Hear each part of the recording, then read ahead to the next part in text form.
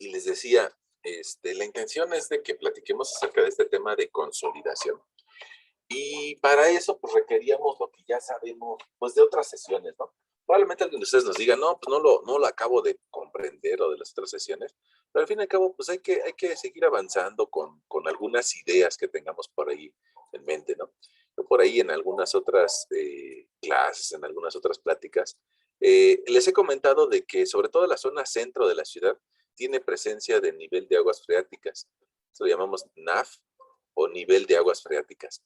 A su vez, eso lo podemos aseverar porque si le hacemos un corte a nuestra ciudad, lo más seguro, y a esta ciudad y a otras, no es la única, lo más seguro es de que nosotros podríamos alcanzar a ver pues diferentes capas que se fueron depositando y que fueron rellenando lo que hoy conocemos como la cuenca o el Valle de México. Esta figura de valle, bueno, pues es lógico que podamos pensar de que tiene diferentes sucesiones de estratos. Ahora, ya decíamos en alguna otra sesión que el relleno del valle o el relleno de lo que fue el lago en nuestra ciudad duró algo así como 700,000 años. No es poquito, ¿no? Sino que es un montón de tiempo. Y en esos 300,000 años, pues el agua fue escurriendo por las laderas y evidentemente que en algún momento fue el lago y esa agua sigue existiendo por ahí, sigue existiendo debajo de nuestros pies. Bueno, ahora, eh, bueno, probablemente alguien se perdió de esa clase, último comentario de eso. Si nosotros ponemos nuestro zócalo por aquí, fíjense que hace 2 millones de años o hace 3 millones de años, el agua que caía en la ciudad drenaba hacia el sur y salía hacia la zona de Cuernavaca, hacia la zona de Tres Marías o Topilejo, por el colegio militar. Bueno, desgraciadamente hace más o menos 1 millón de años se generaron las montañas que están hacia el sur y cerraron la cuenca. Y llámese por el norte, la Sierra de Guadalupe, por el poniente, la Sierra de las Cruces, por el oriente, tal vez la Sierra de Río Frío, los volcanes, y tal vez un poco más al norte estaría la Sierra de Pachuca. Bueno, pues entonces todo esto se generó como un gran eh, lago, que les digo, pues durante 700,000 años se comportó como lago. Y todavía, cuando llegaron los aztecas, todavía encontraron un poquito de lago, ¿no? Un poquito de agua, tal vez 2 metros de tirante de agua. Pero en realidad ese lago llegó a tener hasta 26 metros de profundidad. Y bueno, ya nuestra ciudad está desplantada sobre eso, creo que de eso ya hemos platicado. Bueno, ahora, resulta que gracias a esas ideas, nosotros nos podemos hacer a la idea, a la concepción de que debajo de nosotros hay agua. Puede ser que no sea un agua pues que podamos ver a simple vista, porque está a ciertas profundidades, pero hay agua y está ocupando ciertos huecos entre los suelos. Ahora, resulta que nosotros hace un par de sesiones o hace como 3, 4 sesiones, nos imaginábamos una situación. Decíamos, mira, una partícula está encima de otra y está encima de otras más y de otras más. Y eso significa que nosotros podíamos encontrar algo que le llamábamos esfuerzos, esfuerzos totales, esfuerzos dentro del suelo, antes de que nosotros lleguemos a construir, esfuerzos naturales. Y este esfuerzo total es consecuencia de las partículas que están una encima de la otra, digamos que por peso propio, ¿no? Ok. Ahora, el agua también genera sus presiones. Y esa presión del agua nosotros le podríamos llamar presión de poro. Presión que se genera en los huecos. Voy a poner la letra por aquí. Es más, voy a borrar la anterior. No, creo que me manché. Perdón. Voy a volver a escribirla. Este esfuerzo le llamábamos esfuerzo total.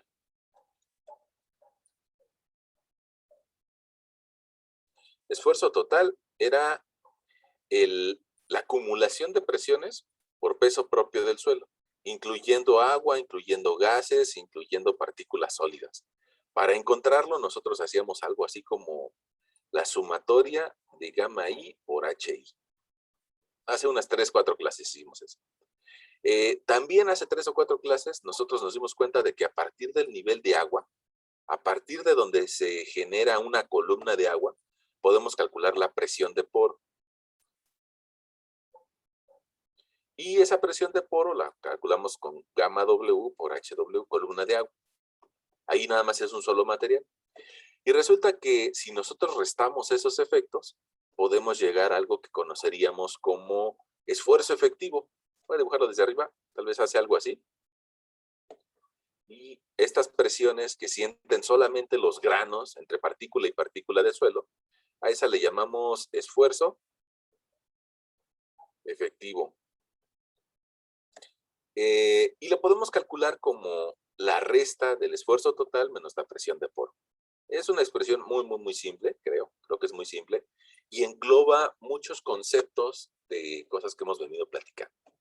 Al fin y al cabo, nuestras primeras sesiones decíamos, bueno, pues es que el suelo es resto de rocas hechas prácticamente polvo, hechas partículas muy pequeñitas, y en medio de esas rocas pues también hay materia orgánica.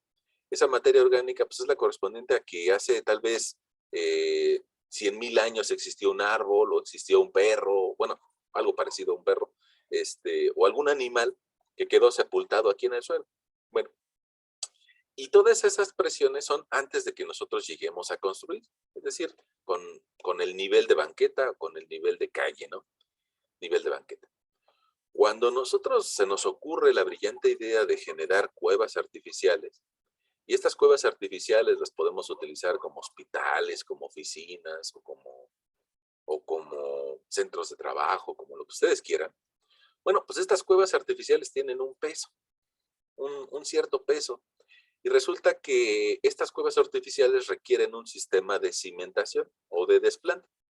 Ese sistema de desplante seguramente le va a provocar al suelo un nuevo estado de esfuerzos. Y evidentemente que debajo de donde se desplanta, pues va a sentir el 100% de la presión. Pero a medida que se profundiza, cada vez va sintiendo menos y menos y menos y menos y menos. Y digamos que va a existir una profundidad en donde prácticamente no se sienta el incremento de esfuerzos a consecuencia de la nueva estructura. Eso es un poquito, yo creo que lógico, ¿no? De pensar. Eh, a nivel superficial siente toda la presión. Y a medida que nos profundicemos, ya, si le preguntamos a una partícula que está acá a 50 metros de profundidad, decir, oye, ¿tú estás sintiendo la nueva estructura que está arriba de ti? Pues no, ya no estás sintiendo nada porque hay 50 metros de colchón que impiden que sientan. Bueno, el chiste es de que esa nueva condición de estado de esfuerzos va a ser por nuevas estructuras.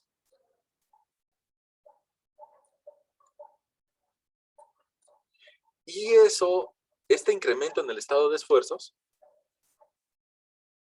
nosotros lo podemos calcular de varias formas, ¿no? Me parece que hace 2 clases platicamos acerca de la teoría de Boussinesq, pero hay otras teorías, ¿eh? No solamente hay que limitarnos a la teoría de Boussinesq, sino que también hay la de Froelich, la de Westergaard,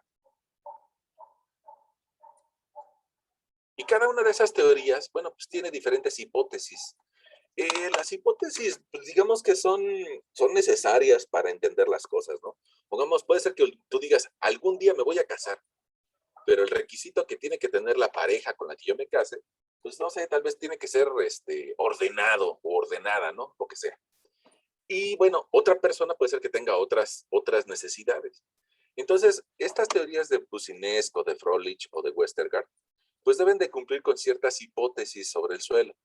La más común, la que más se utiliza es la de Boussinesq y por eso la platicamos nosotros. Pero una de las hipótesis que tiene pues, es de que el suelo es homogéneo, que es lineal, que es elástico, y algunas de esas condiciones pues no son del todo ciertas, ¿no? Pero al fin y al cabo, mira, de los esquemas que tienes en la parte de arriba, me gustaría pues tal vez enmarcarte o a darte a entender o por lo menos que tú te lleves una cierta idea de que si nosotros sumamos lo que son los esfuerzos efectivos actuales, más la nueva estructura, más la nuevo estado de esfuerzos, pues vamos a llegar a un nuevo estado de esfuerzos. Y probablemente ese nuevo estado de esfuerzos sea la suma de estas dos gráficas, una así, y la otra, al momento de sumárselas, probablemente me genere un nuevo estado de esfuerzos que llegue hasta acá. Y ese nuevo estado de esfuerzos, pues si lo graficamos, probablemente nos dé algo así. Desde el punto de vista muy gráfico, ¿no? Ahora, la gráfica puede ser que nos guste o que no nos guste, es lo de menos. Pero algo importante que debemos de alcanzar a ver es de que al construir algo nuevo, vamos a modificar el estado de esfuerzos. Y esa modificación va a tener consecuencias.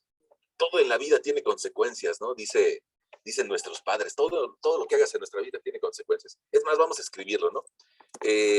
La nueva estructura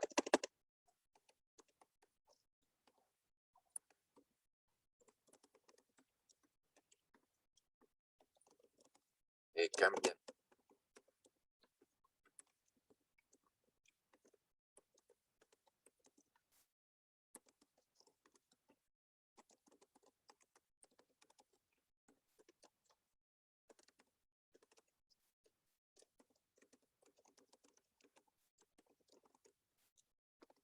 Déjenme hacerlo esto un poquito más grande para que se vea, para que alguien que apenas va entrando a la sesión del día de hoy diga, ¿de qué están hablando? Ya le entendí de qué están hablando. Bueno, fíjense, aquí tenemos una idea.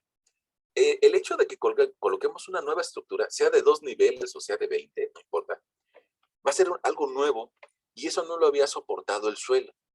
Entonces, aquí dice, las nuevas estructuras cambian el estado de esfuerzos, o sea, lo que ya tenía el suelo, ya se había acostumbrado a todo dar a través de 700,000 o de 500,000 años, lo que es lo que tú quieras imaginarte. Estas partículas de suelo ya se habían acostumbrado a estar coexistiendo entre sí y ya sabían lo que pesaban las de arriba y generaban una gráfica de esfuerzo efectivo.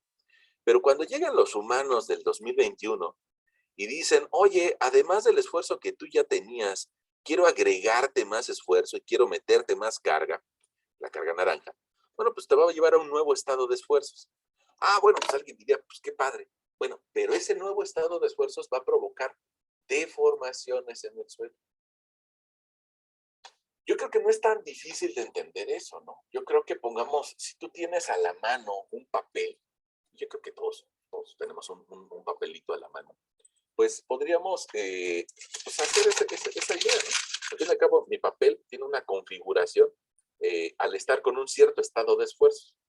Si nosotros le colocamos peso encima y cambiamos el estado de esfuerzos, bueno, pues el papel se va a cambiar, cambia de forma y se vuelve más pequeñito. Y si le aplico más presión, pues sigue cambiando de forma y se vuelve cada vez más pequeñito.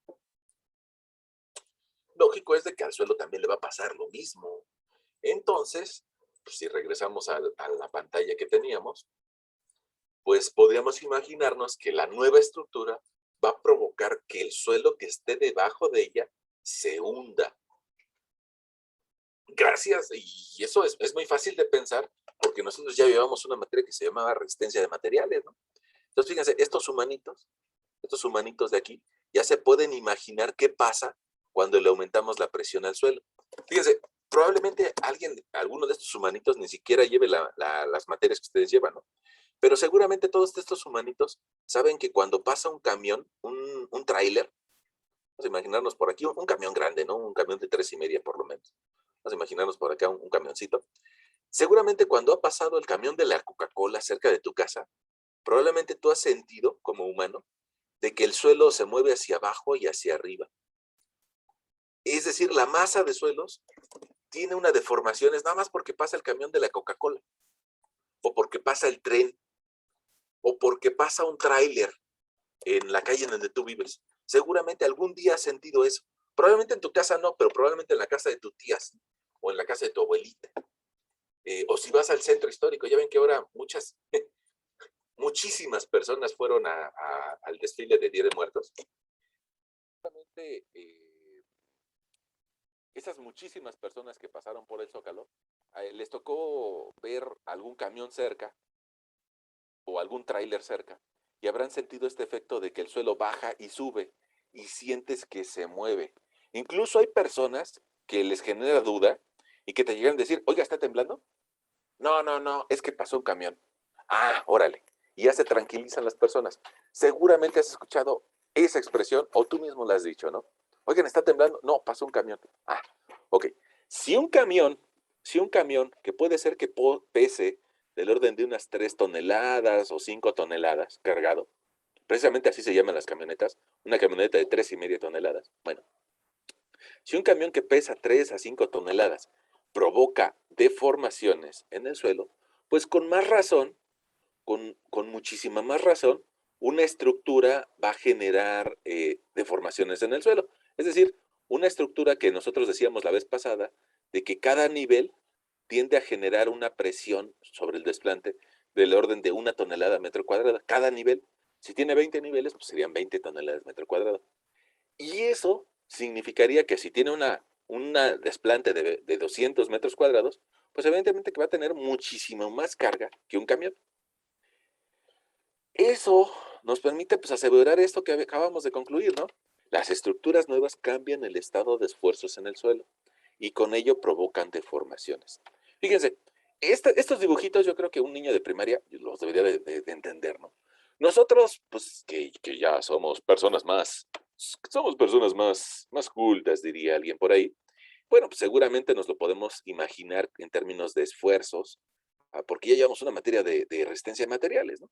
Y entonces, en términos de esfuerzos, cualquier partícula que está debajo de nosotros, o vamos a imaginarla por aquí, un elemento diferencial que está a una profundidad z, pues evidentemente que tenía un estado de esfuerzos iniciales, un esfuerzo vertical y también tenía un estado de esfuerzos horizontales. No son iguales, ¿eh? No son iguales. Ahora, al momento de que se genera una nueva estructura, pongamos, volvamos a nuestro elemento diferencial, o pongamos otro por acá, mira, otro elemento diferencial por aquí. Bueno, pues del lado derecho está sintiendo un nuevo peso, mientras que el lado izquierdo se quiere quedar en su posición original. Eso le genera un sistema de fuerzas cortantes al elemento diferencial. Es decir, que en el lado derecho hay una fuerza que intenta bajar, mientras que en el lado izquierdo hay una fuerza que se quiere quedar en su lugar. Eso provocaría que mi elemento diferencial tuviera un giro o rotara. Como no es posible porque a los lados hay otros elementos diferenciales de suelo y por arriba hay otros elementos diferenciales de suelo, pues entonces como no puede rotar, se genera un sistema par de fuerzas que impiden que rote. Y ese sistema par de fuerzas que impide que rote, pues van a tener como consecuencia un sistema de esfuerzos cortantes. Mira, déjame te los dibujo, déjame acabar de borrar. Ahí está. El sistema de par de esfuerzos cortantes los podríamos dibujar así. Tau. Y seguramente este sistema de fuerzas, tú lo platicaste en algún curso de resistencia de materiales. Es, digamos híjole, y parece que voy a tener un problema con los letreros. Me parece que Word me borró algunos. Ahí está. Bueno, seguramente tú, en tu materia de resistencia de materiales, llegaste a un elemento diferencial con estas características.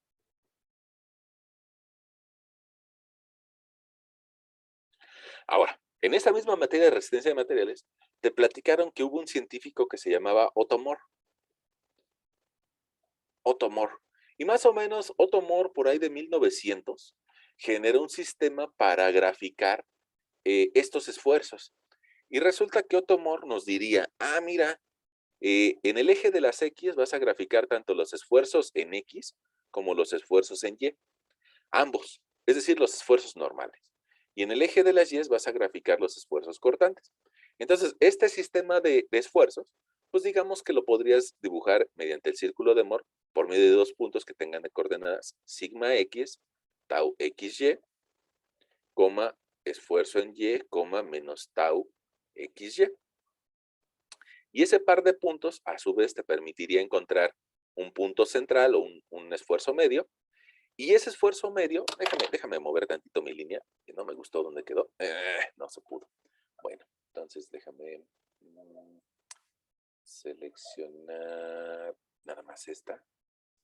No puedo.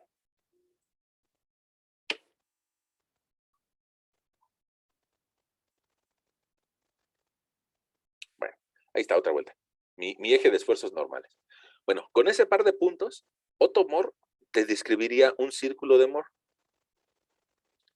Y el círculo de Moore, la ventaja que tiene, la gran ventaja que tiene, probablemente si no lo viste, no te preocupes, pero la gran ventaja que tiene es de que a través de sus propiedades te podría identificar en qué ángulo en qué ángulo, que ahorita lo voy a acotar como 2 veces teta, se generan la mayor cantidad de esfuerzos de este sistema de presiones. Es decir, va a existir un plano, no sabemos qué ángulo tiene, pero seguramente con el círculo de Mohr lo podremos determinar, en el que se generan los mayores esfuerzos.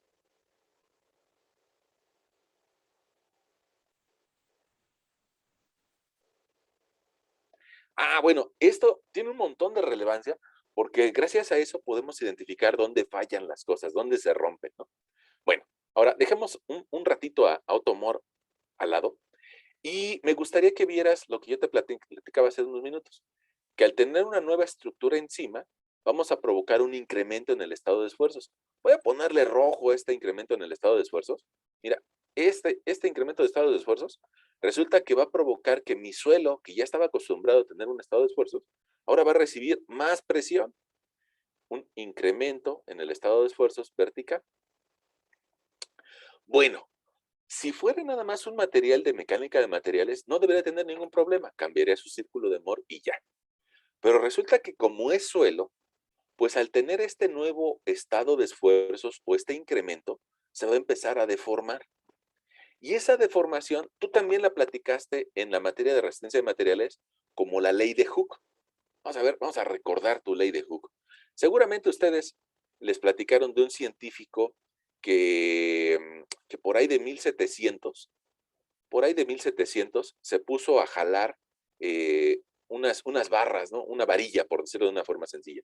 Si jalamos esa varilla, resulta que podríamos obtener una curva esfuerzo-deformación unitaria contra esfuerzo. El esfuerzo me relaciona la fuerza entre el área transversal, mientras que la deformación unitaria me dice cuánto medía de forma originalmente la varilla y cuánto se va a deformar, cuánto va a crecer a consecuencia de esa fuerza. Bueno, pues entonces, si yo tengo esa relación entre deformaciones y esfuerzos, voy a conseguir una curva esfuerzo-deformación. Y un científico que se llamaba Robert Hooke nos permitió encontrar el módulo de elasticidad a través de la relación entre estas dos, eh, dos cantidades, ¿no? Ahora, a esto le llamaríamos ley de Hooke. Y bueno, escrito de otra forma, sería esfuerzo es proporcional a las propiedades elásticas del material por su deformación unitaria. Ahí está. Bueno, eso que platicabas en la ley de Hooke en resistencia de materiales, pues resulta que también tiene que aplicarse al suelo, ¿no? Porque al fin y al cabo el suelo es otro material más. Y consecuentemente, este incremento de esfuerzos va a provocar una deformación. Nada más que con un problema, que en suelos las deformaciones dependen también del tiempo. En mecánica de materiales no. En mecánica de materiales, pongamos, si tú jalas una varilla, pues evidentemente que se va a empezar a tensionar. Y ya, digamos que si le aplicas el doble de fuerza, pues se va a deformar el doble de la longitud. Pero en suelos no es un fenómeno tan rápido, tan instantáneo, sino que depende del tiempo. Y esto perdón por la expresión, pero nos rompe la teoría, ¿no? Nos rompe las teorías sencillas de resistencia de materiales, porque el suelo, nosotros hemos platicado por ahí, que hay de diferentes tamaños, ¿no? Nosotros nos hicimos una sesión en donde decíamos, es que las gravas tienen un tamaño grande, luego podríamos encontrar arenas, luego los limos, y luego partículas tan finitas que se llaman arcillas. La división o los tamaños de ellas podría ser entre gravas y arenas, 4.75 milímetros. Entre arenas y limos, 0.075 milímetros. Pero entre limos y arcillas, la división rondaría, perdón, este título va más arriba.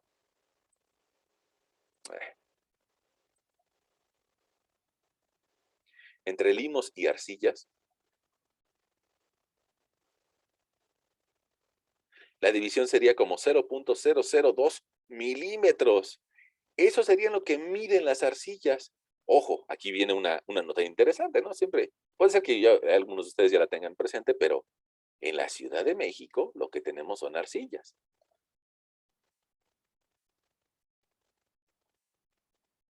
Ok. Ahora, imaginemos esas arcillas. Son tan pequeñitas que equivaldrían a dividir 1 milímetro. Seguramente tú sabes cuánto vale 1 milímetro. 1 milímetro entre 500. Y más o menos te va a dar el tamaño de una arcilla. Bueno, pues resulta que son muy pequeñitas. Imagínate que si esas partículas tan pequeñitas, que les llamamos arcillas y que están debajo del suelo de la Ciudad de México, miden 0.002 milímetros,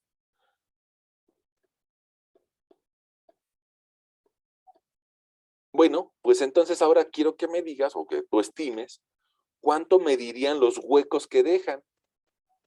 ¿Cuánto mediría, pongamos, este espacio que te voy a tratar de iluminar aquí, este espacio que deja entre partícula y partícula? Si la partícula mide 0.002 milímetros, probablemente el hueco que deje, pues también ande del orden de 0.0010 milímetros, el hueco que deja entre partícula y partícula. Y por esos huecos es por donde puede fluir el agua. Ahora, ¿por qué va a fluir el agua? Bueno, pues porque si yo lleno cualquier objeto de agua y después lo oprimo, termina el agua por salir. Mira, vamos a ver, vamos a imaginarnos algo, ¿sale? Déjenme imaginarme con ustedes una botellita por aquí. Vamos a imaginarnos una botella que llenamos de agua. Una botella que llenamos de agua y que le ponemos su tapón. Vamos a poner por aquí su taponcito. Está su taponcito. Está cerrada la botella de agua. ¿Qué pasaría si yo le aplico un esfuerzo o una opresión? Bueno, pues nada. La realidad es de que si está bien tapada, no le va a pasar nada porque el agua, es importante, el agua es incompresible.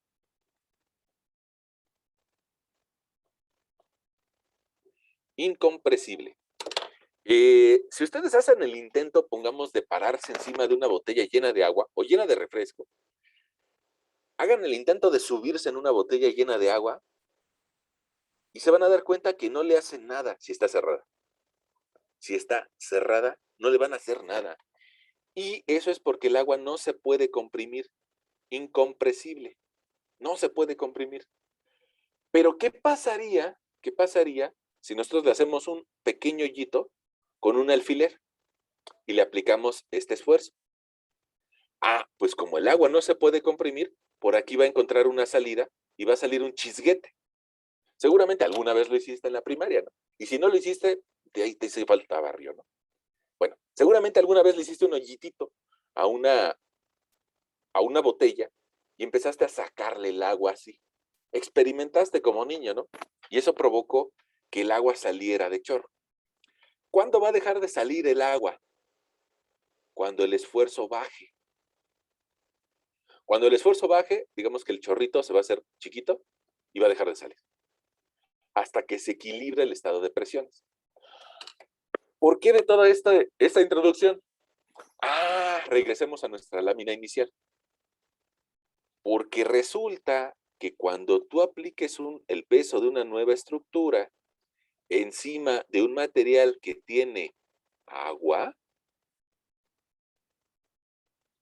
el agua que está adentro va a intentar salirse, va a intentar escaparse, así como el hoyito que le hiciste al frutzi cuando eras niño. Déjame volver a dibujarte aquí la botella, ¿no? La botella con un hoyito. Si está llena de agua llena de agua y nosotros la comprimimos, esa botella, le aplicamos una presión en un sentido y en otro, y tiene un hoyito, pues el agua sale. ¿Y por qué sale? Pues porque busca un lugar donde haya menos presión. Adentro está teniendo mucho esfuerzo, mucha presión, y afuera solamente está la presión atmosférica. Entonces, aunque sea hacia arriba, dice, me salgo a donde hay menos presión. Lo mismo le pasa a las partículas de agua que están debajo de una estructura. Dice, yo me quiero ir, yo me quiero largar. Aquí esto está teniendo mucha presión. y me quiero salir. Y resulta que tú en las primeras sesiones recordarás que el suelo es poroso, tiene huecos, y esos huecos van a depender del tipo de suelo que hay.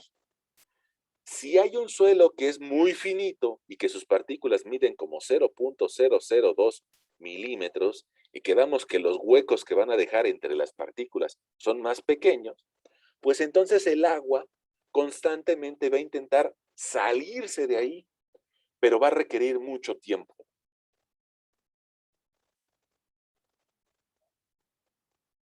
Es decir, parecería un efecto parecido al de una jeringa. Déjame dibujarte por aquí una jeringa para que tú te la imagines. Mira, ¿qué pasaría si yo tengo una jeringa llena de agua? Una jeringa llena de agua, por aquí vamos a ponerle su émbolo y su punta. Por aquí tiene una puntita bien delgadita. Por más presión que yo le aplique a la jeringa, aunque me ponga terco y diga, híjole, le quiero poner mucha presión, la velocidad en la que sale el líquido de la jeringa va a depender del diámetro de la punta. Aunque yo le ponga mucho esfuerzo, el tamaño del poro de la jeringa va a determinar la velocidad de salida del agua. Ok, ¿eso qué tiene que ver con nuestra clase? Pues porque si el suelo o los poros del material que están debajo de la nueva estructura tiene huecos muy pequeños, como podría ser en el caso de las arcillas, pues el tiempo en el que se tarde en salir el agua va a ser muy prolongado. Es más, aquí te lo puedo escribir, la salida de agua en arcillas, CH, dura años. Híjole, eso nos mete en un problemota, porque en muchas ocasiones las obras, pues puede ser que duren 2, 3 meses, 4 meses, 5 meses. Está bien, está todo dar, ¿no? Puede ser que tú digas, pues mira, me tocó participar en un proyecto ahí en la Colonia Condesa. No lo hice yo, sino que lo hicimos entre varios ingenieros, varios arquitectos, pero pues nos llevamos ahí tal vez 6 meses de trabajo. Y resulta que en ese sitio, pues cuando se construyó la edificación estaba totalmente vertical y estaba a nivel de banqueta. Pero resulta que después de 5 años, nos hablaron y nos dijeron, ¿sabe qué, ingeniero? Es que su edificio se hundió. Su edificio se hundió y se hundió 20 centímetros. Pero fue 5 años después, yo ya acabé. Es más, existe un contrato de obra pública que me dice que yo nomás soy responsable 1 año. Bueno, pues sí, pero oiga, pero ingeniero, pero es que se hundió después de 5 años o después de 10 años. Y entonces muchas personas se lavan las manos y dicen, no, pues ya no es mi problema, ¿no? Ya pasaron 10 años. No, no, sí es tu problema, porque la salida del agua en las arcillas dura años. Puede ser que dure hasta 20 años por el tamaño de los huecos que se generan. Mira, eso es lo mismo, eso es lo mismo como lo que pasa en un estadio. Déjame buscar una imagen por aquí, en un estadio lleno. Vamos a ver si encontramos alguna imagen de algún estadio lleno. Miren esta imagen o estas imágenes. Seguramente tú alguna vez has ido a un estadio, a algún evento masivo. Esperemos que en la pandemia no, pero seguramente en alguna otra ocasión fuiste a un estadio, a un evento masivo. Seguramente, ya sea un concierto, pongamos, de lo que les guste, ¿no? Si les gusta el rock, si les gusta el fútbol, si les gusta el fútbol americano, cualquier espectáculo que les guste. Miren, bueno, esta imagen vamos a aprovecharla. Creo que es el Estadio Azul. Creo que es el Estadio Azul o el estadio que también en algún momento se llamó Azulgrana. Vean el tamaño de la puerta. Cuando se acaba el partido, las personas quieren salir por esta puertita. Y no se puede. Seguramente tú te habrás dado cuenta de que se tarda bastante tiempo en salir la gente en esas puertitas. Cuando el partido acaba o el concierto acaba, pues la gente ya está más relajada y va saliendo poco a poco. Pero imagínate que tuviéramos un evento sísmico y que les decimos a las personas, oigan, está temblando y está muy fuerte. Todas estas personas queriendo salir por esta puertita, se puede ocasionar un problema como lo de la disco El Bombo, ¿no? Que, que se aplasten las personas al todas querer salir en la misma puertita. Bueno, al fin y al cabo ni siquiera van a poder salir porque no es posible mover tanta gente por esta puertita. ¿Algún día tú lo experimentaste? Apelo a tu memoria. Y ahora imagínate a las partículas de suelo con agua que dicen, el agua dice, me quiero ir, me quiero salir, me quiero salir, me quiero salir, porque esto me está presionando. Pero el hueco que tienen apenas si mide 0.001 milímetros entre partículas de arcilla. Bueno, pues resulta que se están oprimiendo y que intentan salir, pero salen muy lento. Como salen lento, se va a tardar años. Bueno, y eso de todas formas lo podemos medir. A pesar de que se tarde años, lo podemos medir y lo podemos estimar. Nada más que me gustaría que tú hagas esa similitud. Imagínate, o seguramente tú recordarás cuánto tiempo se tarda en salir las personas de un concierto, ¿no? Y es más, este es el Estadio Azul. Si le buscamos aquí el Estadio Azteca, seguramente entenderás más el fenómeno, ¿no? Es más, para salir del Azteca hay personas que se llevan a tardar entre 1 hora y 2 horas, ¿no? Más o menos. Alguien que sea muy, muy abusado y que se salga 3 minutos antes de que acabe el partido, va a salir en media hora. Pero si te quedas a ver un poquito cómo se empieza a salir la gente, te vas a tardar hora y media en salir. Bueno, ese fenómeno es bueno que lo observen, también desde el punto de vista arquitectónico, pero sobre todo para nuestros suelos. Vamos a ver, por aquí llegó un comentario y dice en el metro, sí, también en el metro. Alejandra nos dice en el metro, también es una bronca salir en el metro. Movilizar a tanta gente en pequeñas puertas es difícil. Bueno, ahora, eso vamos a tratar de ver en nuestra clase cómo lo podemos aplicar. Mira, resulta que el generarle carga al terreno, no es una presentación, disculpa que no te generé una presentación, pero algunas imágenes nos van a servir para entender algunas cosas. Mira, el aplicarle carga al terreno va a provocar que el suelo se deforme.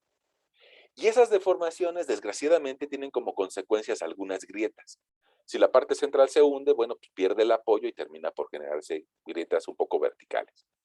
En cambio, sí, esto es mucho más común. Si una de las esquinas se hunde, pues tiende a jalar a la estructura y a provocar grietas diagonales. Muy cerca de las ventanas o de los apoyos le empiezan a salir este tipo de bigotes. Las deformaciones en los suelos. Ahora, ¿por qué se podrían deformar los suelos en un suelo como el de nuestra ciudad? Pues por lo que ya te decía hace un momento, ¿no? Fíjate, esto que estás viendo en la pantalla es parte de lo que se llama un sistema reológico. La reología trata de igualar los fenómenos de la naturaleza por medio de modelos hidráulicos que incluyen agua. Mira, el suelo que nosotros hemos venido platicando en muchas ocasiones, pues ahí está.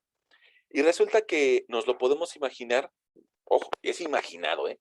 Es imaginado. Vamos a imaginárnoslo como agua más un resorte. Es más, vamos a guardarlo el día de hoy. Déjeme guardarlo como. Nuestra plática de Tecamachalco de las 17:30 horas. No, me parece que es la sesión 21. Sesión 21.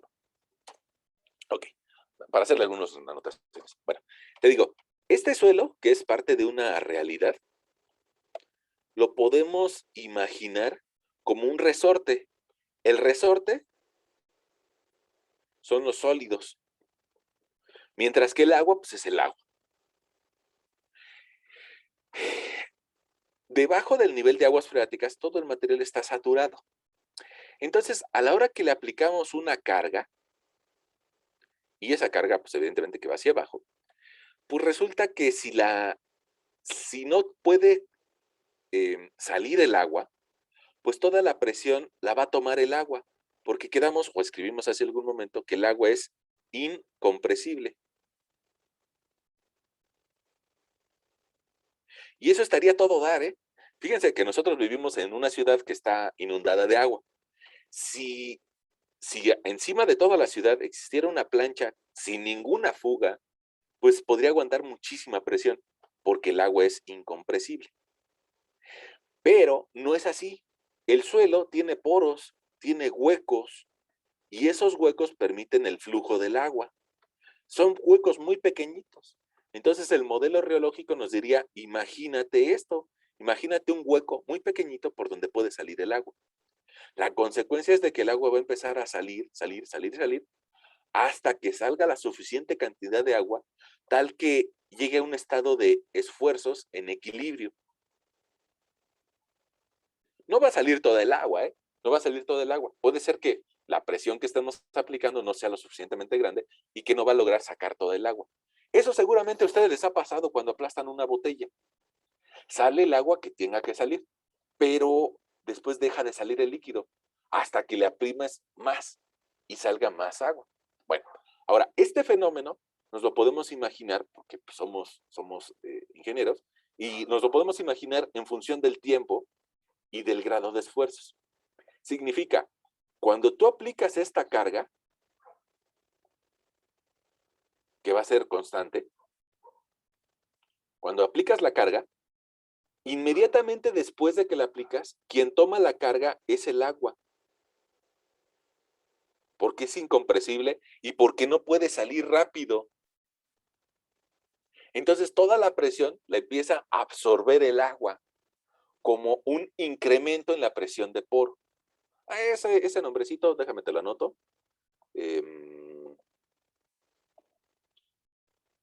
Exactamente después de que le aplicamos la carga, el agua tiene un incremento en la presión de poro. Y este incremento en la presión de poro no lo va a mantener por siempre, sino como tiene poros, poco a poco el agua va a empezar a salir y al salir disminuye su presión y disminuye su presión y disminuye su presión y sigue disminuyendo su presión. En cambio, esta carga, que es constante, quien la va a empezar a tomar van a ser los granos sólidos. Al inicio, los sólidos ni se enteran que hay carga, porque el agua es quien está tomando toda la presión. Pero a medida de que el agua va saliendo, pues entonces los sólidos dicen, o sea, el resorte, dice, ya me toca cargar a mí, a mí, a mí, cada vez más, cada vez más, cada vez más, hasta que después de unos ciertos años, ahora los sólidos son los que están cargando toda la presión. ¿Y qué significa que los sólidos están cargando toda la presión? Pues que en estado final, los sólidos tienen un nuevo incremento de esfuerzos efectivo. A partir de una condición inicial, donde el resorte o los sólidos tenían un estado de esfuerzos, y que nosotros por ahí ya lo calculamos en alguna ocasión, bueno, al aplicarle una nueva carga, va a cambiar a un estado de esfuerzos final. Y la consecuencia es una deformación porque el agua sale. Y a eso se le llama un proceso de consolidación. A que el agua debajo del terreno busca su salida y termina por salir y equilibrarse con el medio ambiente. Ahora tú me vas a decir, caray, profesor, oiga, a ver, tiempo. Usted nos dijo que nuestra ciudad está en un valle y que las capas de arcilla que tenemos debajo de la ciudad, pues algunas de ellas tienen agua, ¿no? Algunas de ellas tienen agua. Ok, entonces, si le colocamos una nueva estructura encima, pues el agua va a intentar salir, pero ¿a dónde se va a ir? ¿Con el vecino? ¿Con el vecino? Pues sí, se va a ir con el vecino. Ahora, ¿el vecino va a ver que el agua sube? No. Y te voy a decir por qué no. Bueno, pues porque imagínate una situación terriblemente local.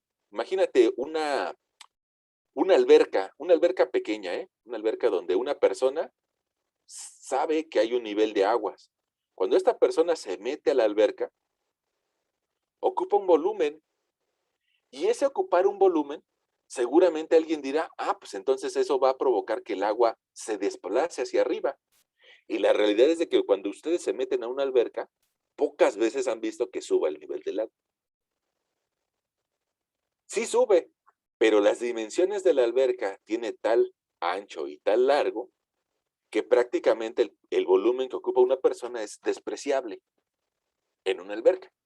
Probablemente en una tina de baño, no, pues no sea la misma historia, pero en una alberca sí. Te metes a la alberca y no te das cuenta de que sube el nivel de aguas, pero en realidad sube un milímetro, ¿no? Por decirte una cantidad. Un milímetro va a subir cuando tú te metes a la alberca. Bueno, acá, cuando el edificio genera un nuevo peso, va a provocar que el agua se desplace hacia los lados, pero esta ciudad mide del orden de 15 kilómetros, 15 kilómetros de norte a sur, 15 kilómetros de este a oeste, y pues evidentemente que en la nueva estructura no lo vamos a alcanzar a ver en el nivel de aguas o en esa gran alberca que hay debajo de nuestros pies. Pero de que se va a movilizar, se va a movilizar. Y probablemente llegue a otra zona, probablemente se movilice el agua y llegue a otra zona en donde la están extrayendo para darle uso a la población, un pozo de extracción de agua. Tú sabes que una parte del agua que llega a la ciudad es del sistema Cutzamala, pero el sistema Cutzamala no nos podría abastecer a los 20 millones de personas que viven en la ciudad. Entonces, por eso también generamos pozos de extracción de agua. Eh, y los pozos de extracción de agua desgraciadamente generan hundimientos y bueno, se tratan de evitar, pero lo seguimos teniendo, ¿no? Ok. Ahora, la salida del agua va a tener como consecuencia una deformación. Yo creo que aquí se ve muy claro. Mira, el nivel de esta carga, dónde empezó, luego dónde avanza y dónde termina, ¿no? A medida de que va pasando el tiempo, a medida de que va pasando el tiempo, pues la presión de poros se va disipando porque puede salir por los huecos, aunque sean pequeñitos, pero puede salir. Y eso nos recuerda la historia del estadio. A pesar de que nos llevemos una hora en salir del Estadio Azteca, algún día vamos a salir. Decía una compañera, ¿en el metro pasa lo mismo? Sí, en el metro pasa lo mismo. Si se suben a un avión, va a pasar lo mismo, ¿eh? Si alguien no ha tenido la oportunidad de subirse a un avión, se dará cuenta que a la hora de la bajada hay que esperarse a que los 100 pasajeros bajen, ¿no? Bueno, ahí está. Ahora, esa misma historia le pasa a nuestra agua dentro del suelo y eso va a ocasionar un tiempo muy largo. Ahora, al inicio, aquí lo que nos dice esta expresión, este documento se los voy a mandar, ¿eh? Al inicio, la presión la toma el agua. Después de un cierto tiempo, la toman los sólidos y el agua. Y después de mucho tiempo, la presión de la nueva estructura la toman los granos sólidos. Es decir, el peso de la estructura se transforma en un incremento de esfuerzo efectivo. Ahora, eso, pues hay que tratar de medirlo en un laboratorio. Y desgraciadamente en un laboratorio, pues tenemos que manejar arcillas que miden muy poquito. Mira, si te das cuenta, esta imagen, la imagen de la derecha, es partículas de arcilla vistas en un microscopio electrónico, un microscopio de barrido electrónico. Ese no lo tenemos en la escuela. Es más, yo honestamente no sé si el Politécnico tiene microscopios electrónicos. Estoy completamente seguro que la UNAM lo tiene y que el CENAPRED lo tiene, pero no sé si el Politécnico lo tiene. Bueno, fíjate, checa estas dimensiones. Por acá nos dice que esta fotografía de aquí a aquí, en escala gráfica, mide 20 milésimas, 20, bueno, perdón, 1 metro a la -9. Este símbolo es a la -9, ¿no? Fíjense. 1 metro, ahí está directo. 1 centímetro sería 0.01 de metro, es igual a 1 centímetro. 0.001 de metro es igual a 1 milímetro. Entonces, tengo la impresión de que este signo significa por 10 a la -9. Bueno, al fin y al cabo, yo te decía hace rato que una milésima parte de milímetro, vamos a ver si la podemos escribir, 0.000000001 de metro equivaldría a 0.001 milímetros. Más o menos es lo que mide una partícula de arcilla. En esas cantidades, los huecos que deja son todavía más pequeñitos. Y por esos huecos tan pequeñitos es por donde queremos que salga la presión del agua. Bueno, la consecuencia es de que es un proceso muy lento y para eso lo podemos evaluar mediante una prueba de consolidación. Ahora, esta prueba de consolidación se le ocurrió a un científico que ustedes ya lo han escuchado por ahí, que es Carl Terzaghi. Terzaghi, más o menos hace 100 años, 1925, 1929, empezó a postular teorías muy importantes sobre mecánica de suelos. Y para medir cómo se deforma el suelo debajo de una estructura, él estableció estas hipótesis, porque no podemos hacer una teoría del todo, ¿no? Seguramente si a ustedes les gusta la física, seguramente vieron una película que se llama La teoría del todo. Desgraciadamente no existe una teoría del todo, una teoría que describa todos los fenómenos de la naturaleza. Y entonces Terzaghi lo que dijo es, bueno, ya hay una teoría antes de la mía, que es la teoría de Biot. Desgraciadamente la teoría de Biot es bien compleja, ¿eh? Si esta teoría que vamos a ver es compleja, la de Biot es para gente grande, ¿no? Miren, el buen Terzaghi dice, mira, yo sé que los esfuerzos actúan de forma radial, pero, pero me voy a hacer un poco de la vista gorda, me voy a hacer un poquito de la vista gorda, y voy a considerar que esos esfuerzos solamente actúan en dirección Z. ¿Por qué? Porque así nada más tengo un problema unidireccional. Es decir, solamente voy a investigar lo que le pasa al suelo debajo de mi estructura. Ya sé que le afecta a mi vecino, sí, pero eso es un problema bien complejo. Entonces, Terzaghi lo que dijo, vamos a considerar una consideración unidimensional, solamente en dirección Z. En lugar de entender 3 dimensiones, en lugar de entender 2 dimensiones, no, no, nada más con una dimensión. Y con eso vamos a tener lo suficiente para darnos de tope, ¿sale? Bueno, ahora, después de esa primera consideración, dice, mira, yo creo que el suelo de aquí abajo es homogéneo, lo cual no es cierto porque pues está hecho de rocas, de materia orgánica, de agua, de gases y de muchas cosas, pero bueno, dentro de lo que cabe lo puedo considerar homogéneo. El suelo está y permanecerá saturado durante todo el proceso. Eso es cierto porque los suelos que presentan consolidación son suelos que están debajo del nivel de aguas freáticas. Entonces, bueno, eso se lo creemos, ¿no? Estar saturado significa estar lleno de agua para un suelo. Las partículas del suelo y del agua son incompresibles, algo que ya te venía diciendo, no se pueden comprimir ni los granos de minerales ni el agua. Entonces lo que pasa es de que el agua es la que intenta salirse, ¿no? Perdón por lo coloquial de la expresión, pero dice, si me presionas, me voy. A mí me presionas y me voy, así como algunas personas. Bueno, dice el buen Terzaghi, la compresión es solamente en una dirección y el flujo de agua también es en una sola dirección. Es válida la ley de Darcy. Fíjense, la ley de Darcy lo que dice es que la velocidad a la que fluye el agua a través de los sólidos depende del tamaño de los poros y se puede medir en un laboratorio. Híjole, pongamos, yo te podría decir que para las arenas, te hago un poquito más finito mi plumón, las arenas más o menos llegan a tener una permeabilidad, una K, igual a 1 por 10 a la menos 2 centímetros por segundo. Es una permeabilidad alta. En cambio, tal vez un limo arenoso, tal vez tenga una permeabilidad de 1 por 10 a la menos 5 centímetros por segundo. Pero una arcilla prácticamente es un material impermeable. Tiene una permeabilidad de 1 por 10 a la menos 9 a la menos 10 centímetros por segundo. O sea, viaja muy lenta el agua en las arcillas y eso es a consecuencia del tamaño de los huecos que tiene, o el tamaño de los poros. Bueno, y la última consideración que dice el señor Terzaghi para que su teoría sea válida es de que la temperatura y la permeabilidad permanecen constantes. Una vez escuché a un niño que decía, yo me quiero ir a vivir a la teoría, ¿no?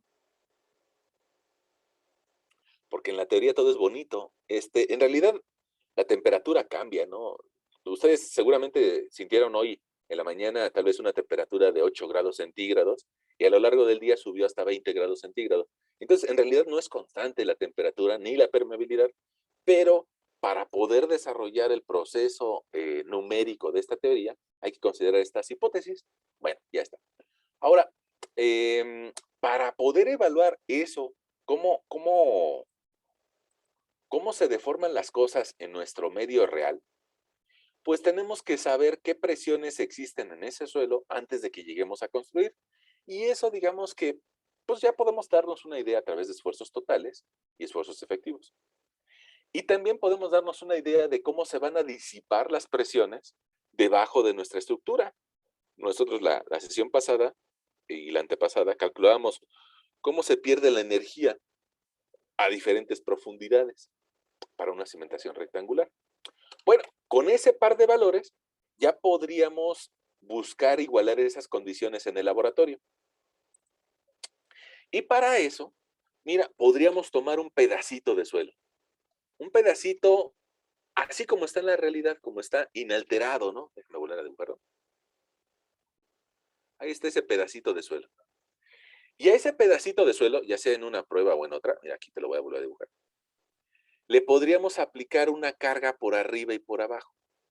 Una carga para que lo comprima y que esta carga o este esfuerzo sea similar a lo que le va a pesar la nueva edificación dentro de un laboratorio.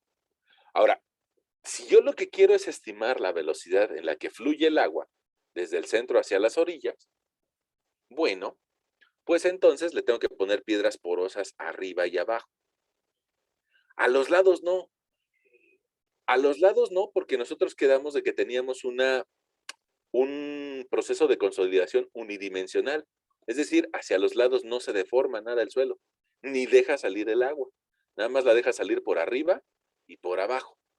Y entonces por eso en la parte de arriba y en la parte de abajo se le pueden colocar un par de piedras porosas que permitan la salida de agua. Seguramente tú conoces alguna piedra porosa. No sé si alguna vez has utilizado una piedra Pómex. Las señoras grandes, puede ser que si le preguntas a tu abuelita, a tu abuelito, te van a decir que es una piedra Pómex. Es una piedra con huecos o con alveolos. Esos alveolos nos permitirían que el agua fluya. Y entonces esta piedra porosa nos va a ayudar a cargar al suelo, pero permitiéndole que salga el agua. Es decir, que desde su parte media se vaya hacia arriba y desde su parte media se vaya hacia abajo. ¿Ok? Y lo único que me hace falta aquí es tal vez ponerle un sistema de carga, ¿no? Ese sistema de carga es una placa de carga. Ahorita te muestro unas fotografías, seguramente va a ser más fácil identificar estos elementos en la fotografía, pero bueno, también te lo platico. Ahora, si el agua va a salir, pues tiene que salir a un ambiente húmedo, ya sea que se pueda humidificar por medio de un gas con alta contenido de agua a los lados, o bien con agua saturada. Entonces, esto se le llamaría una prueba de consolidación. Evidentemente que el dibujo va a ser muy difícil que lo entendamos. Ahorita te muestro una fotografía. Vamos a buscar una fotografía ahorita. Dame un segundito. Este, aquí, déjame ver. Vista. Vista de panel de navegación. Vamos a ver. Aquí vamos a ver una fotografía. Mira, aquí, esa fotografía que estás viendo en el fondo es las piedras porosas. Nada más que las piedras porosas, al igual que los bloques de tabiques cuando se pegan, pues se tienen que saturar primero, ¿no? Se tienen que llenar completamente de agua y para eso hay un procedimiento en el que se calientan las piedras para asegurarnos de que toda la piedra esté llena de agua. Bueno, esas piedras porosas se le van a colocar por arriba y por abajo a nuestro espécimen. Mira, aquí estás viendo el mismo esquema que hace rato estaba en un dibujo del libro o en un esquema, y aquí estás viendo unas fotografías. Mira, en la parte de abajo, lo que estás viendo es la piedra porosa. En la parte del medio, tal vez detrás de este anillo de consolidación, detrás de ese acero, aquí en medio, estaría nuestro suelo. Por adentro, ahorita te muestro una fotografía donde lo vas a poder ver, ¿no? Pero por afuera hay un anillo. Mira, este anillo, aquí se alcanza a ver, aquí no sé si alcanzas a ver que en la orillita, ahí está la orillita, se alcanza a ver de otro color. Déjame, te quito esas líneas para que se vean. Mira, ahí se alcanza a ver el anillo de consolidación. Ese anillo, la función que tiene es restringir las deformaciones. Es decir, adentro del anillo, que evidentemente que tiene un grosor, porque es de acero, Adentro de ese anillo va a estar mi muestra de suelo. Nada más te lo estoy tratando de poner en 3 dimensiones para que se vea. Nada más que me lo permita la herramienta. Aquí adentro va a estar nuestro suelo. Y alrededor tenemos un anillo indeformable o prácticamente indeformable de acero. Y ese esquemita que te mostraba hace rato, lo vamos a comprimir. Para eso vamos a aplicarle una placa de carga y un sistema de transferencia de carga que ahorita te voy a platicar más de ello, ¿no?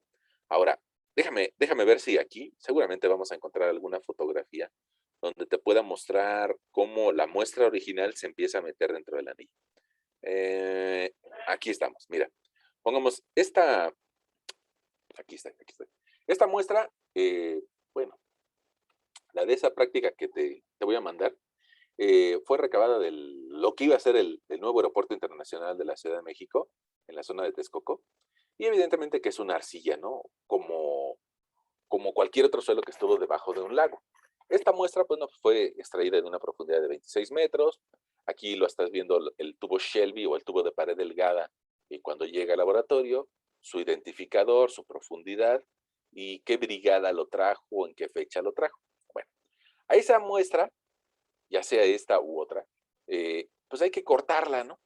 Y para eso, bueno, pues hay que marcar su altura y después acostarla mediante pues un instrumento meramente hechizo para que nos permite que no se mueva. Ya ves que la muestra debe ser inalterada. Fue extraída a esa profundidad de 22 metros mediante una máquina de perforación, de la que platicábamos algún día en métodos de exploración, y que pues requerimos que sea inalterada. Inclusive aquí la ves en la parte de arriba, te das cuenta de que ese tubo con el que se extrajo mide apenas 1 milímetro de espesor, mientras que es una muestra de 10 centímetros de ancho, de diámetro. Entonces, bueno, esa muestra hay que cortarla, por ahí vamos a cortarla, y ya que la sacamos, pues hay que labrarla, ¿no? Ahora, el chiste es meterla, bueno, algo difícil, es meterla dentro de un anillo de consolidación. Mira, aquí estás viendo un calibrador vernier o un pie vernier que tiene, tiene diferentes formas para usarse, ¿no? Fíjate, desgraciadamente, no sé si ustedes lo ocuparon en la preparatoria o no, pero este tipo de calibradores tienen varias formas para ser usados. Déjame, te los dibujo aquí. Mira, tienen dos sistemas de patas. Si yo quiero medir algo adentro de estas patas, voy a medir la dimensión externa del elemento. En cambio, así como lo están utilizando, estaría haciendo uso de las patas internas. Aquí viene otra pieza, y digamos que de esa forma, como lo están utilizando, me permitiría medir las dimensiones internas del anillo de consolidación, el diámetro interno. Y todavía este calibrador vernier, por acá le sale una patita, y esa patita nos permitiría medir profundidades. Bueno, lo bueno del calibrador vernier es de que seguramente algún día te va a tocar utilizarlo, ¿no? Bueno, ahora, ese anillo de consolidación hay que pesarlo y hay que medirlo para saber cuánto material vamos a meter ahí. Y usualmente estos anillos de consolidación tienen un número, ¿no? Los laboratorios tienen diferentes anillos de consolidación. Y ahora, para meterlo ahí, se utiliza algo que se llama un torno de labrado. Este torno, digamos que es una base que gira, y al girar, digamos que me permite ir cortando el exceso de material. Te darás cuenta de que a la hora que se saca o se extrae del tubo Shelby, se generan algunas inconsistencias o unas paredes raras, ¿no? Entonces, lo que se hace es de que la muestra, a pesar de que me haya quedado un poco cacariza extraída del Shelby, se hace coincidir con el anillo de consolidación. Para eso, el anillo lo montamos en la parte de arriba, déjame, te lo trato de dibujar, ahí está mi anillo de consolidación, y digamos que le vamos rascando a la muestra. Vamos a ver si lo puedo expresar de una forma mejor. Mira.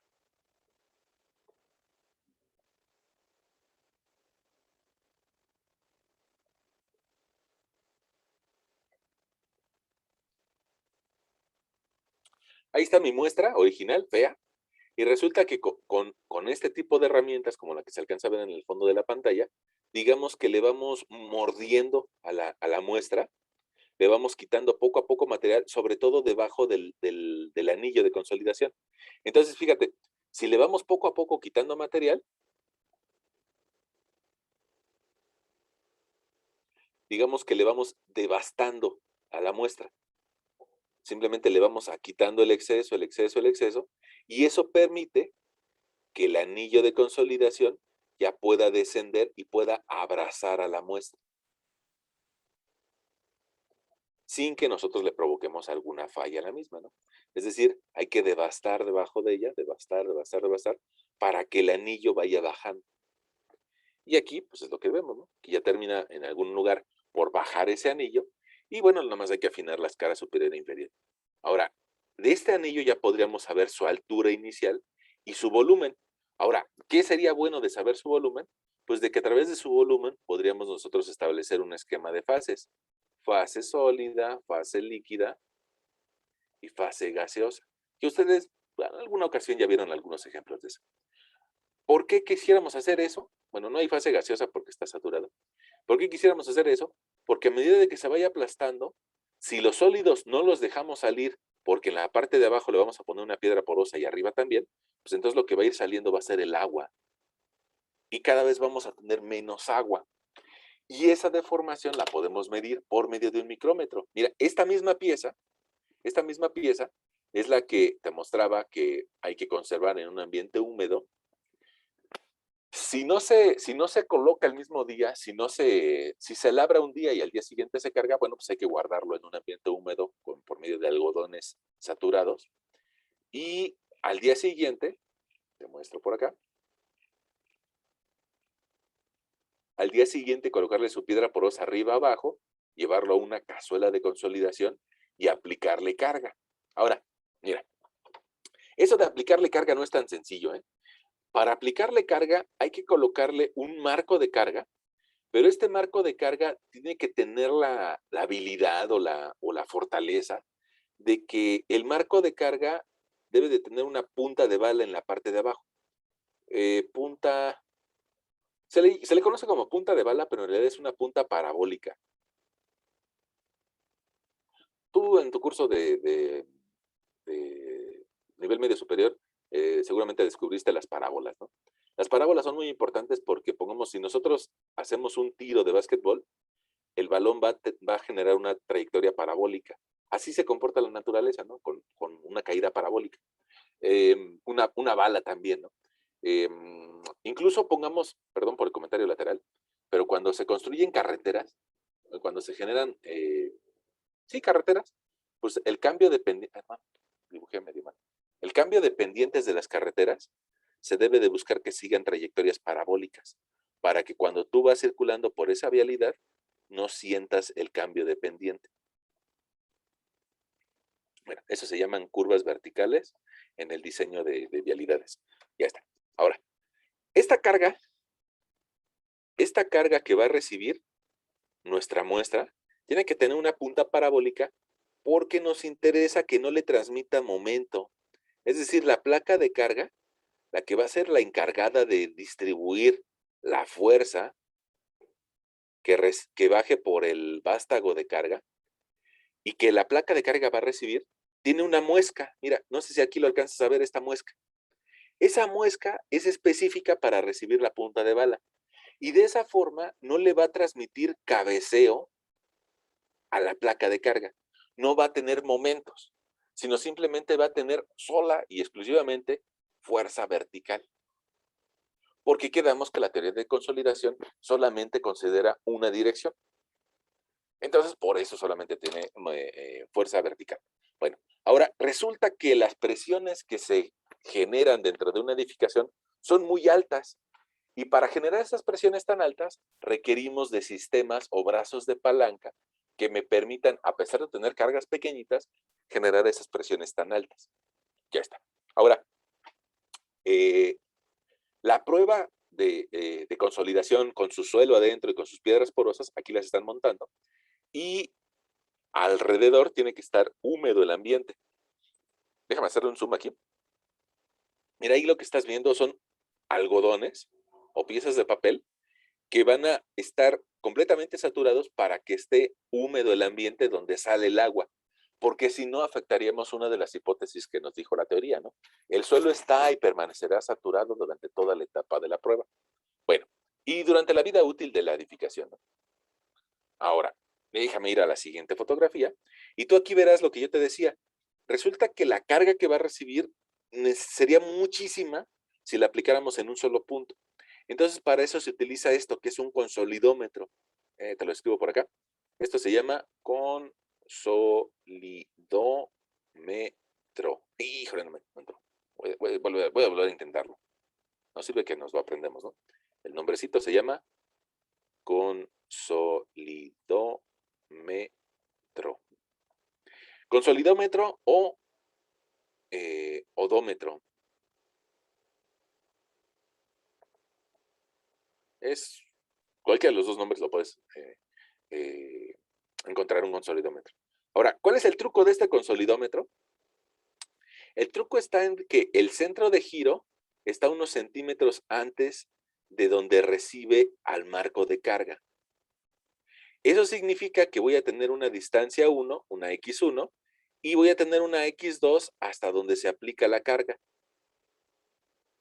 Es decir, genera un sistema de palancas para multiplicar los efectos de la carga que coloquemos. Te vas a dar cuenta ahorita en la siguiente imagen que la carga que se le coloca es muy pequeñita, pero gracias al brazo de palanca se logra incrementar mucho la cantidad de carga que va a recibir. Y entonces, bueno, el fabricante del consolidómetro o bien el laboratorista debe de tener claro la relación entre los brazos que le afectan a esa prueba. Por decirlo de una forma sencilla, vamos a lograr fuerzas entre 10 y 20 veces más grandes de lo que tendríamos si se le aplicáramos la carga de forma directa. Para eso se utiliza el sistema de palancas. Bueno, ahora, te decía, el chiste es de que el vástago de carga caiga de forma completamente vertical y que no le genere transmisión de momentos a la prueba. Y ya que tengamos instalado el vástago, encima de él podríamos instalar un sensor de deformaciones. Este sensor de deformaciones es un aparato que mide cómo va bajando el vástago, pero con una precisión de milésimas de milímetro. ¿Alguien le llamaría micras? Órale. Milésimas de milímetro es lo que te puede medir. Ahora, este que estás viendo en la pantalla es un sensor de deformaciones eléctrico que manda las señales a una computadora.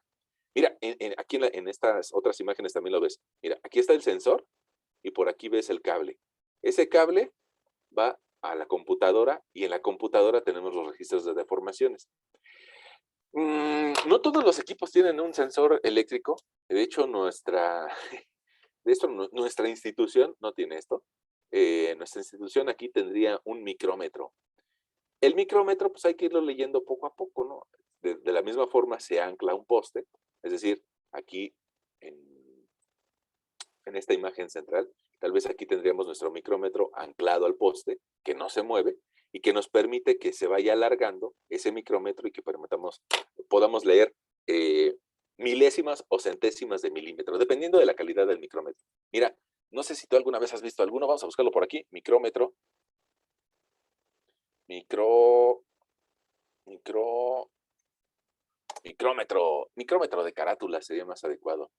Miren, bueno, estos son micrómetros que utilizan, estos de aquí, no son los que estoy hablando, estos los utilizan los ingenieros mecánicos para medir las dimensiones, pongamos, de un tornillo. Pero hay otros que se llaman micrómetro de carátula. Y ese micrómetro de carátula, mira, este es el más fácil de identificar. Lo que tiene es un vástago. Este vástago, digamos que es un resorte interno, ¿no? Si lo dejamos libre, pues sale todo. Usualmente lo que se hace es de que se coloca comprimido para que a medida que vaya avanzando la prueba vaya saliendo poco a poco el micrómetro.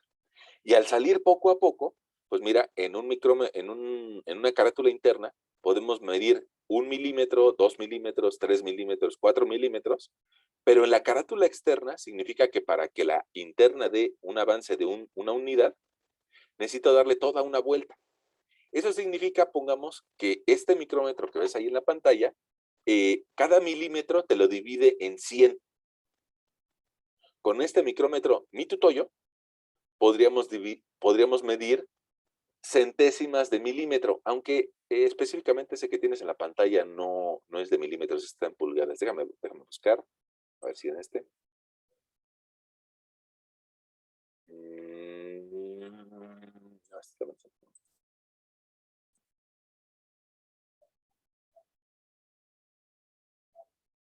Mira, este más o menos. Bueno, no lo alcanzo a ver. Perdón. Ustedes, me perdonan, yo soy medio torpe para esta de la tecnología, ¿no?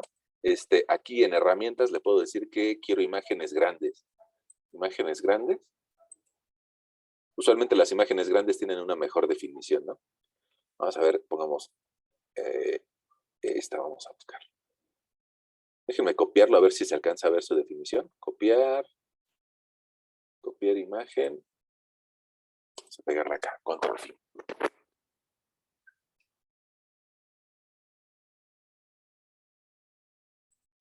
Miren, ahí se ve más grandote. Híjole, pero también está en pulgadas. Bueno, es lo mismo, ¿no? Hay algunos micrómetros que están desarrollados para medir milímetros. Hay otros que están desarrollados para medir centésimas o milésimas de pulgada. Para que vean, estos micrómetros sí los tenemos en la escuela y bueno, están pensados para milímetros, ¿no?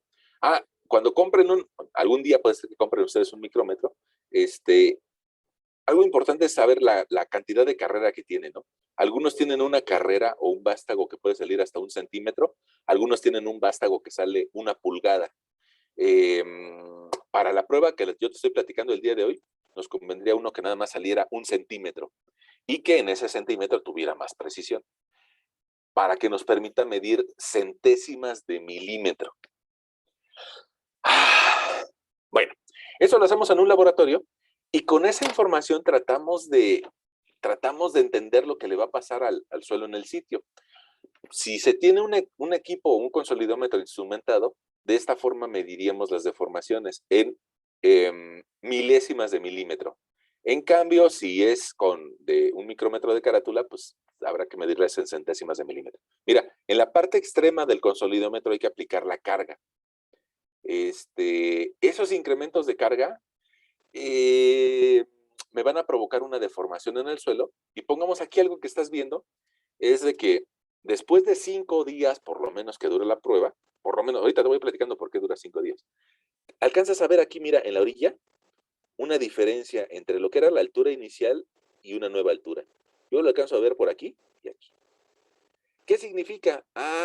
Que de lo que era la altura original del suelo, que estaba contenido dentro del anillo, digamos que descendió un poco.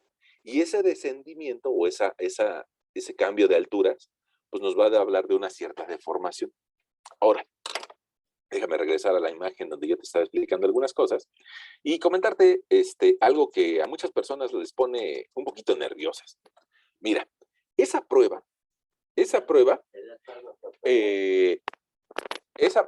resulta que le aplicas una cierta cantidad de esfuerzo. Al aplicarle el esfuerzo, lo que vas a provocar va a ser una deformación. Y eso nos va a dar algo que se llama gráfica o curva de consolidación. Esa curva de consolidación está asociada a un cierto incremento de esfuerzos. Pero esa curva me va a medir cómo se deforma el material, deformación en un cierto tiempo. Usualmente estas curvas tienden a generar líneas, pues que no nos dicen nada, nada más algo así, pero que se siguen deformando a lo largo del tiempo. Entonces, Carl Terzaghi se le ocurrió la idea de graficarlo en otra escala. Y entonces él dijo, bueno, vamos a graficar logaritmo del tiempo contra deformaciones. Y a esa otra escala resulta que podemos alcanzar a ver cosas. Y vemos cosas más o menos así.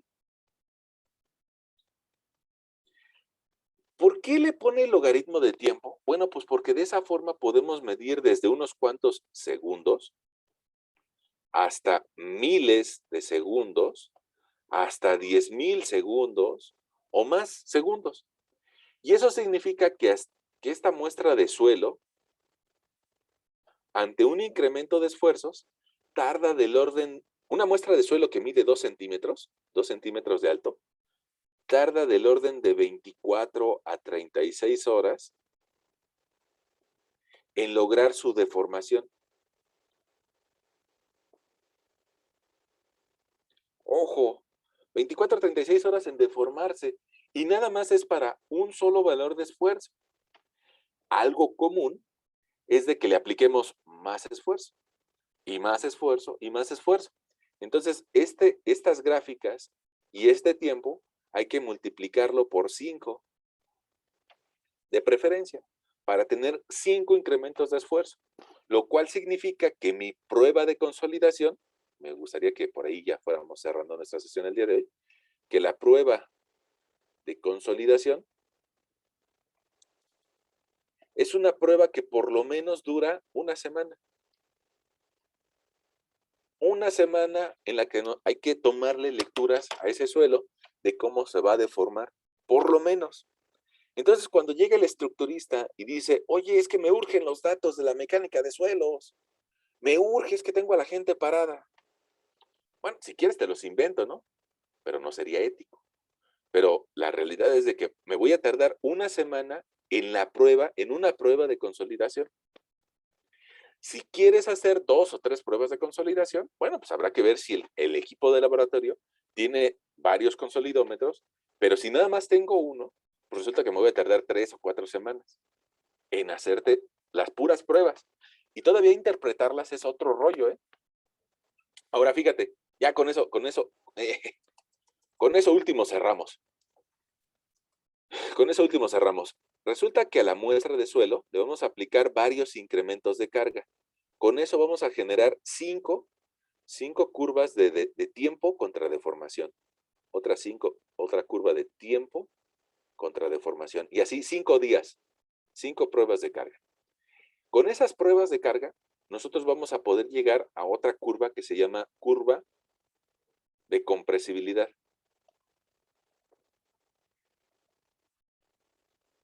Esa curva de compresibilidad no me relaciona tiempo, sino que ya lo va a dar por hecho, que llegamos cada uno de esos días en su máxima deformación que puede alcanzar. Y esa curva de compresibilidad me va a relacionar esfuerzo efectivo contra relación de vacíos. ¿Eso qué significa? Que me va a describir cómo se va a deformar el suelo al ir cambiando el esfuerzo. ¿Y por qué cambiaría el esfuerzo debajo de un suelo? Ah, pues mira, porque nosotros construimos un nivel, pues tendríamos un incremento en el estado de esfuerzos. Otro nivel, otro incremento en el estado de esfuerzos. Otro nivel, otro incremento en el estado de esfuerzos. Y el número de niveles que sean necesarios o el número de etapas constructivas que sean necesarias. Al fin y al cabo, desde el punto de vista de suelos, estos serían etapas constructivas. Si tu edificio se genera muy rápido, tal vez en 2 meses, podremos hablar de una sola etapa constructiva y un solo incremento de esfuerzos. Pero si se va a tardar mucho tiempo, pues serían muchas etapas constructivas. Bueno, ahora, de esta gráfica de curva de compresibilidad, prácticamente es una curva esfuerzo de formación. Es una curva esfuerzo de formación unitaria que utilizarían en estructuras, de formación unitaria contra esfuerzo. Ya ves que esa curva es así. Nada más que déjame voltearla. Y ahora resulta que mi curva, el esfuerzo, quedaría en sentido horizontal y la deformación, medida a través de relación de vacíos, es decir, medida a través de una propiedad de los suelos, nos quedaría así. Y eso significa que hay un esfuerzo que genera la plastificación del material y va a generar grandes deformaciones. Y bueno, ya de esa gráfica y de cómo evaluar los asentamientos por ese problema, pues platicaremos en otra sesión. Pero, ¿qué me interesaba que vieras el día de hoy? Me interesaba que vieras que a partir de un estado de esfuerzos inicial,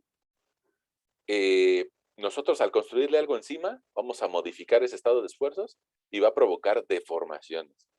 Esas deformaciones las podemos medir en un laboratorio por medio de cargas aplicadas adentro de un anillo de consolidación. Y esa prueba se va a tardar una semana. Es bien importante que los arquitectos entiendan eso. Se va a tardar una semana una prueba. Si quieres varias pruebas, pues se van a tardar varias semanas. Entonces, cuando hay personas que les dicen, me urge el estudio de mecánica de suelos, bueno, pues sí, pero se va a tardar algunas semanas. La siguiente sesión seguimos hablando de prueba de consolidación. Sin embargo, si alguien tuviera alguna duda, pues se la podemos aclarar, ¿no? Hasta ahorita de lo que llevamos. No sé si nos estamos siguiendo en el viaje o, o ya generamos alguna duda acerca pues lo que podemos ver acerca de una prueba de consolidación. No, profe, hasta ahorita todo bien.